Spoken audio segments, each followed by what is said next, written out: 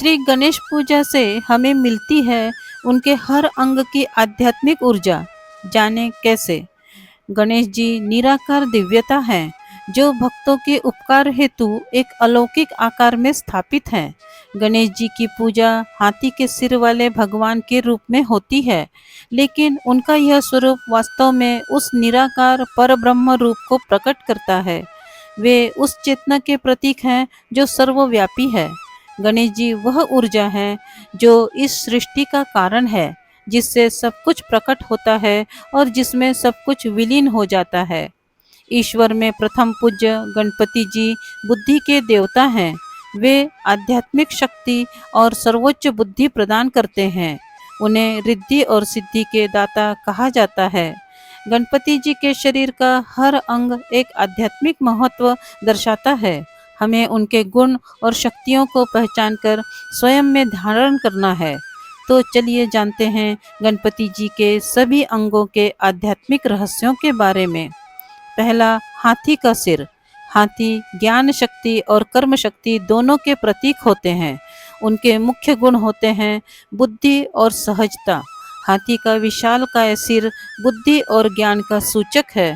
हाथी कभी भी अवरोधों से बचकर नहीं निकलते, न ही वे उनसे रुकते हैं। वे केवल उन्हें अपने मार्ग से हटा देते हैं और आगे बढ़ते हैं। यह सहजता का प्रतीक है। इसीलिए जब हम भगवान गणेश की पूजा करते हैं तो हमारे भीतर ये सभी गुण जागृत हो जाते हैं और हम ये गुण ले लेते हैं।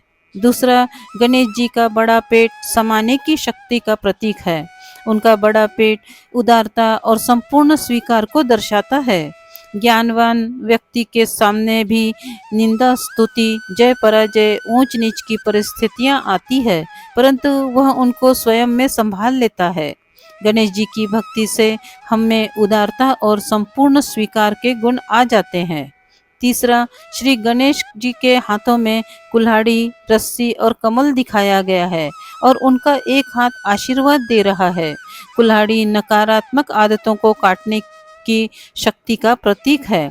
रस्सी पवित्र जीवन शैली के अनुशासन में बंधे रहने का प्रतीक है। कमल कीचड़ भरे वातावरण में रहकर उससे अछूता और शुद्ध जीवन का अर्थ है। आशीर्वाद का हाथ अर्थात दूसरों का आचरण कैसा भी हो, हमारे विचार और शब्द उनके लिए आशीर्वाद ही हो। चौथा, गणेश जी को एक पैर जमीन को छूकर और दूसरा मोड़कर बैठे हुए दिखाया गया है। यह हमारे लिए जमीन से जुड़े रहने और विनम्र बने रहने की याद दिलाता है और दूसरा पैर संसार में रहते हुए भी उससे अलग रहना सिखाता है। पांचवा, गणेश जी के एक हाथ में रखा मोदक कड़ी मेहनत के परिणाम स्वरूप मिली सफलता को दर्शाता है, लेकिन उन्हें कभी भी इसे खाते हुए नहीं दिखाया गया, जिसका मतलब है कि सफलता प्राप्त करो लेकिन उसका श्रेय मत लो। मोदक एकता और सहयोग का भी प्रतीक है, क्योंकि मोदक बनाने के लिए सभी 5 उंगलियों की आवश्यकता होती है। छठवां, सुंड आध्यात्मिक शक्ति की प्रतीक है। अपने पुराने संस्कारों को जड़ से पकड़कर निकाल फेंकने के लिए हाथी की सूंड जैसी उसमें आध्यात्मिक शक्ति होती है। इस तरह हाथी की सूंड ज्ञानी व्यक्तियों की क्षमताओं का प्रतीक है। सातवां, गणेश जी के कान बड़े होते हैं। ये खुले कान हमें यह शिक्षा देते हैं कि आवश्यक एवं महत्वपूर्ण बात, चाहे वह स्वयं के प्रति हो या अन्य के प्रति, ध्यान से सुने। ज्ञान की साधना में श्रवण, मनन और निज अध्ययन, यह 3 पुरुषार्थ बताए गए हैं। इनमें सबसे प्रथम श्रवण है। परमात्मा के विस्तृत ज्ञान का श्रवण इन बड़े कानों से समुचित करना ही इसका प्रतीक है। आठवां, गणेश जी की आंखें छोटी लेकिन दूरदर्शिता का प्रतीक होती है। उनकी आंखें दिव्य दृष्टि वाली होती है। उन्हें छोटी चीज भी बड़ी दिखाई देती है। ज्ञानी व्यक्ति का भी एक गुण होता है, वह छोटों में भी बढ़ाई देखते हैं। हर एक की महानता उनके सामने उभर कर आती है और वे सबका आदर करते हैं। नौवां, गणेश जी हाथी के सिर वाले भगवान भला क्यों एक चूहे जैसे छोटे से वाहन पर चलते हैं? क्योंकि चूहा उन रस्सियों को काटकर अलग कर देता है जो हमें बांधती है।